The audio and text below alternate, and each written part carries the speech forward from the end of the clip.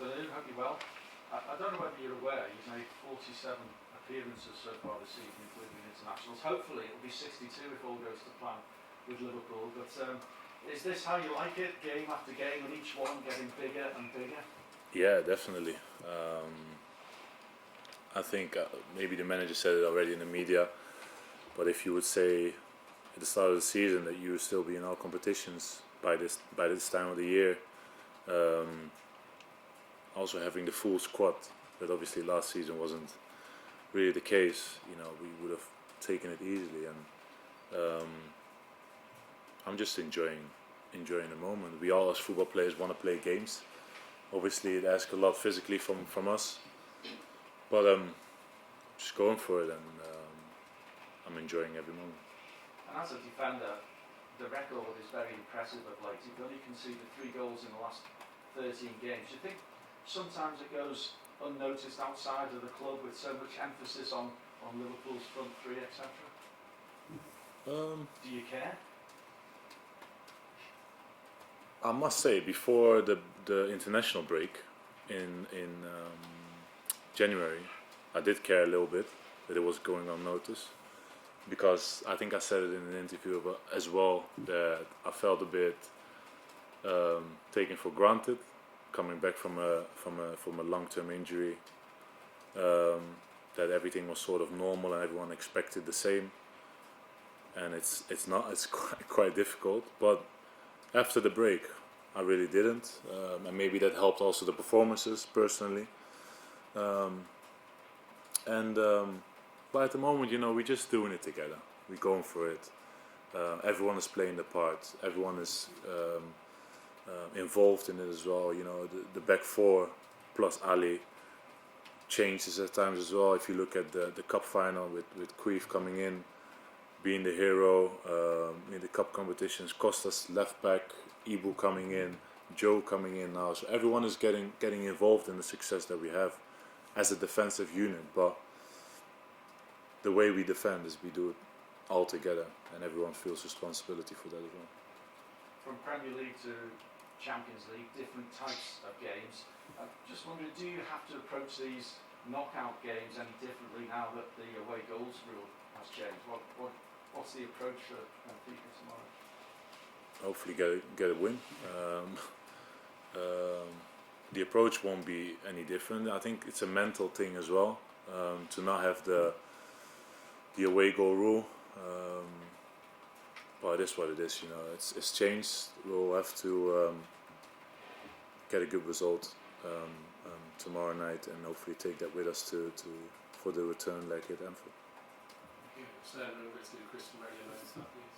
Hi Virgil. The high line's been discussed a lot recently, considering how many times you've been catching opponents offside. Just wondering how much communication goes into that, both during the games and during training as well, in terms of getting that right? A lot. It obviously it's been going on since I've been at the club.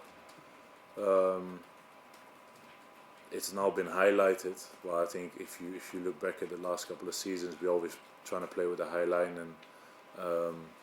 and we don't play on offside. But if you can put the player offside, it's only an advantage. I think this season and last season, I think it already started with the rule that we keep playing on, and then the linesman put the flag on.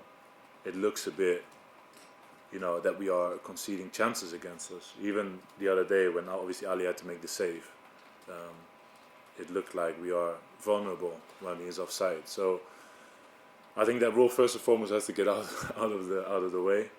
But the other thing is, the high line. We don't speak about it personally a lot about it, but on the pitch you definitely have to communicate. But I'm always trying to do it. And I know you've got a very busy schedule over the next 2 months, but I was just wondering whether you and Sadio have had a chance to discuss the group stage for World Cup and potentially going up against each other in the opening game in Qatar. Yeah, definitely. I called him after he qualified, and I said to him, obviously, well done, and we joked about it that we're gonna be in the same group, and it happened. So it's gonna be so hard. They are obviously the African champion, fantastic players, and we as well. So it's going to be tough. Opening game, 11 o'clock. I don't know who decided to do 11 o'clock kickoff, to be fair, but yeah, it's going to be difficult. So much respect for obviously Senegal and what they have achieved, but we have to be ready as well.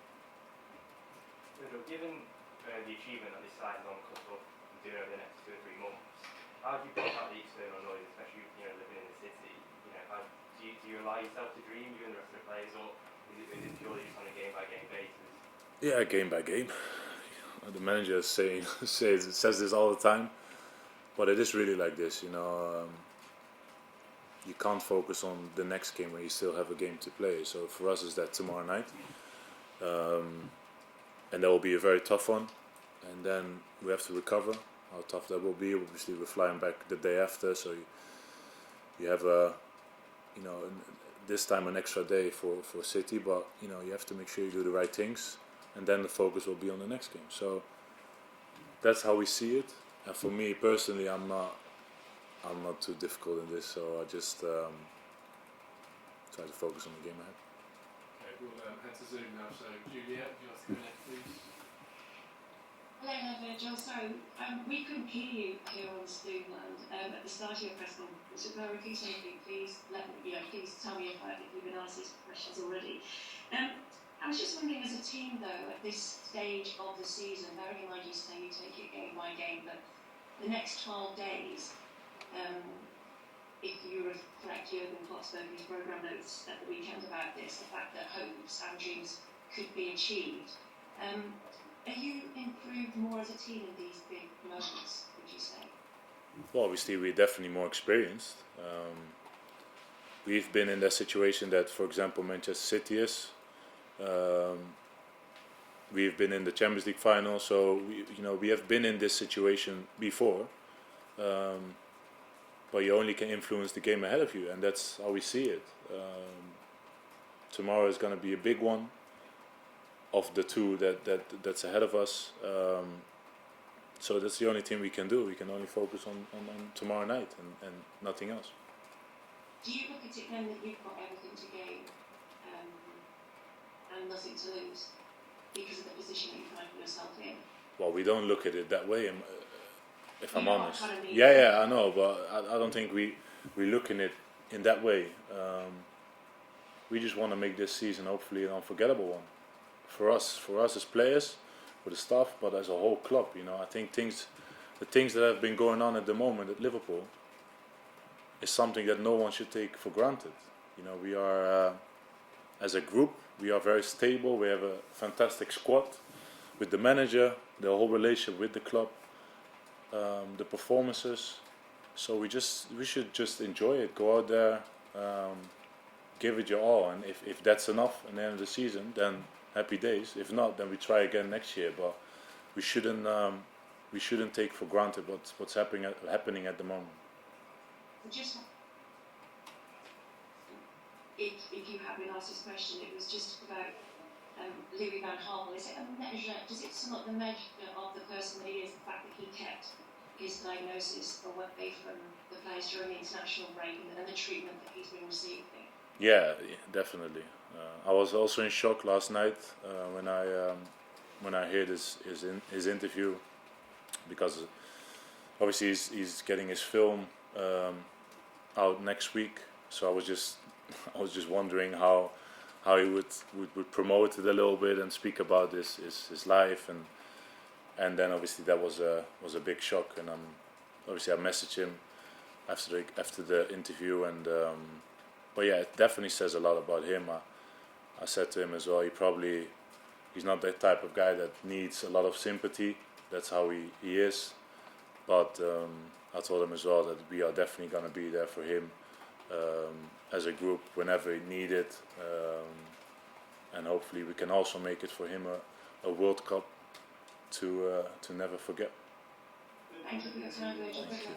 We've got time for 2 more questions, so we'll go to Ian at Talk Sports. Hi, am I allowed 2 questions? Is that okay? Go on, Ian, if you're quick. Okay. First question, Virgil. I know there are no easy games in football before you come out with that long-worn cliche, but you are expected to probably get past Benfica and reach the semi-finals. This is one of the easiest games. Can you just explain the pressure on you when you go into a tie where you are the favourites, the overwhelming favourites to win? Well, I won't. They're in the last 8 of the Champions League, so we can't say it's one of the easiest draw, but they are there for a reason. It's gonna be tough tomorrow night. I've watched the game when they played against Barcelona at home.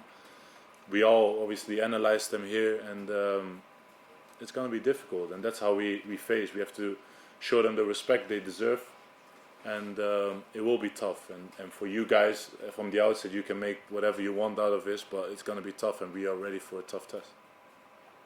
And the other one was that the pandemic robbed you of celebrating the title win with your fans, of going through Liverpool and celebrating that particular massive achievement for the first time in 30 years. This season, is perhaps the fact that you missed out on that, is this season a chance to maybe win the title again, Champions League again, and then go and celebrate and have that moment you were deprived of 2 years ago? I don't know. We're still 1 point behind City, so they're at the moment they are on the pole position. So we'll give it everything, and then hopefully we can celebrate on the end of the season together with our friends. So we'll see. Okay, we'll take Paul Joyce next, please. Virgil, you said at the weekend on Twitter, just enjoy the ride. Is that difficult to do at all when the stakes are so high? Does worry or fear never come into your mind at all? No, in this case definitely not, because we're in this position. We are still in our competitions. We're playing good. We have all the chance still to win all those competitions as well. So just go for it. And I think also the fans. Obviously, it was an early kickoff last game, and we only 1-0 up, and it could obviously be a feeling that what if we give this away or something like that. But we just need everyone to just enjoy it, give everything as a fan as well. Support us like you always do, and just enjoy the ride, like I said before. Okay, sorry, final question, Don, in the room, please. It is just a follow-on to this, and you're talking about making anyone forgettable year. Do you get into the middle of June and you've only got 1 medal to show for this season? How would you feel? I go again next year. You don't think it would be... Yeah, of course you get feelings, but the way you can't say that at the moment, because it could be, if you're losing a Champions League final, for example, then obviously you are very disappointed. But you have no idea. You will just have to go for it and take it game by game, and that's how I see it. And what else can you do? You have only the influence on for example, tomorrow night.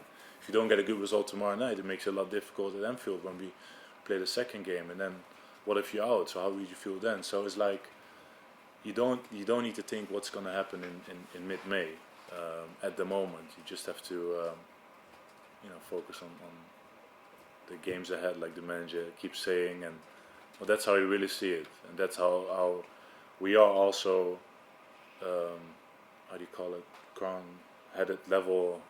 grounded, sorry, and don't get carried away, I think.